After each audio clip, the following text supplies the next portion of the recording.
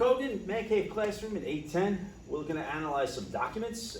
One is one that we've used in 8th grade quite a bit, and I pulled this one off the U.S. History Regents. These are some of the students' favorite ones to analyze because there's not much reading involved, and they don't like to read. Well, what's good is that we use this quite a bit, and we just have, this is easier because, but then what's nice about this is that, there is the numbers. So if we go here, year is 1860. Context. Yep. What's going on?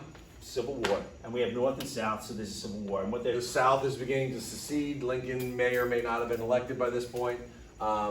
First shots are going to be fired very shortly at Fort Sumter. We've got our North, we've got our South. And just like with any fight, whether it be MMA, boxing, whatever, they always put up the tail of the tape.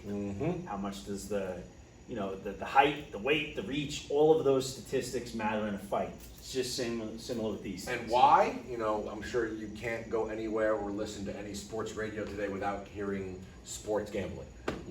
They need to know who's going to win before the game is played. So if this were on DraftKings, wow, we're plugging them right now. If this were on DraftKings, when you're looking at this, even if you didn't really know too much about, wars, economies, and whatnot, this seems to be favoring the North. Which is interesting because, we know it's a war coming.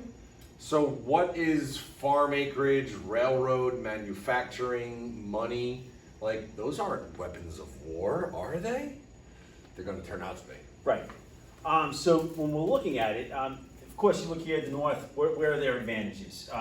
Population, we look at the value of farmland, railway mileage, manufacturing, workers, value of manufacturing, the capital stock of banks. All of these things don't seem like much in terms of winning a war. Capital means money. Right. Capital means money. And the thing is that when you're looking at it, right, we don't have up here how many weapons you have, how many tanks you have. I'm sorry, not tanks because this is a Civil War, but cannons, how many artillery. cannons you have, how many artillery. We don't have those exact numbers. However, we do know that while important as those things are, if you have a higher population, you're going to be able to man those guns. If you have more capital money or manufacturing, you're going to be able to buy those things and produce them. If you have more railroad miles, you'll be able to transport not only those men, but those weapons and munitions to a particular point faster. So it's a good reason. It's giving you a good idea of why these are such significant advantages. If you have a lot of men that are going to be fighting it, if you can't move them quickly using rail lines, then what's the use here?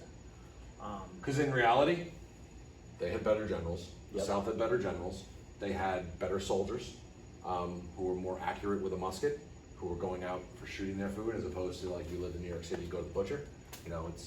That is one of those common advantages that come up. However, the thing is that you can't quantify that. I don't think you could put a number next to, okay, well, Robert E. Lee is a very well-schooled general. Yep. Or, in terms of that, can you kind of figure out who has the better sharpshooters at that point in time? Yeah, but, the technology is not available to tell you at what range, Right. with what rifle. I'm sure you made the comparison too, like North and South pre-Civil War was very similar to colonists and British pre-Revolutionary War, where the North was more Britain and the South was more the patriots or the colonists. Right. And obviously the wars have different outcomes based on their advantages there, but it was similar. Is there one up here that you think is much more significant, that stands out as the biggest advantage? I mean, knowing it's kind of hard to know because we know the outcome, Sure. but it's the railroad to me. Yeah. To me, it's the railroad that our ability to get everything that we needed to win the war, food, clothing, munitions, medical supplies, get them to the front lines faster than the South is a major logistical advantage. And you brought this up quite a few times, when you're looking at rail line, one of the things that makes Lincoln so great is that, he was the president during this war. And then also, he was Transcontinental Railroad. Yeah. So, there's something to keep in mind. The advantages that you don't see that the South has is that, again, we're talking about the leadership, we're talking about the sharpshooters.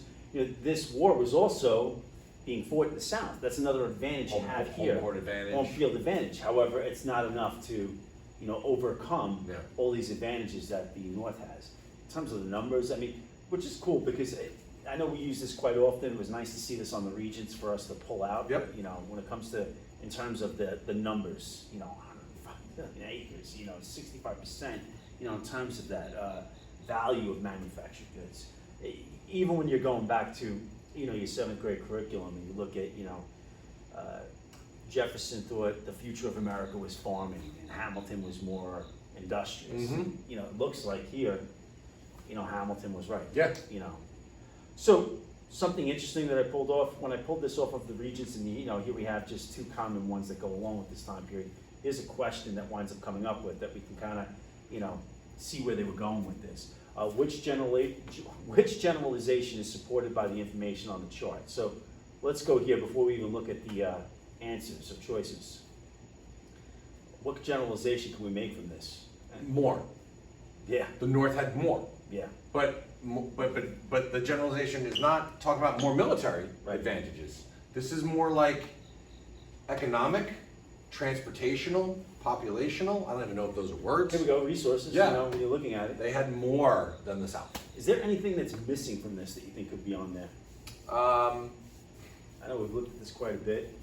I love that it's workers in industry, 92 to 8. Yeah. Obviously we're not counting the slave population Sure. and their workers.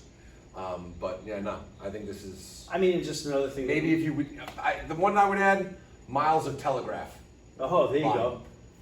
Because we know that becomes also an important, but like how many miles of telegraph line does the North have compared to the South at this point? That's something I would like to see here too. Interesting that you're bringing that up because, in the military, they're often going to look at the availability of comms or communication and whatnot. We also know that intelligence, especially when it came to the Battle of Gettysburg or the lack thereof intelligence, again, something you can't put a number on, played Yeah. as a And again, as we know, there were Right. times Lincoln was giving direct orders to his generals, via telegraph from the White House. Like, that's crazy as commander-in-chief. Communication. Yeah. Oh, man. So one of the things that we also noticed here is that when you're looking at this one, the South, according to this one, would probably edge out the North in farming. And the discrepancy there is that, when you're looking here.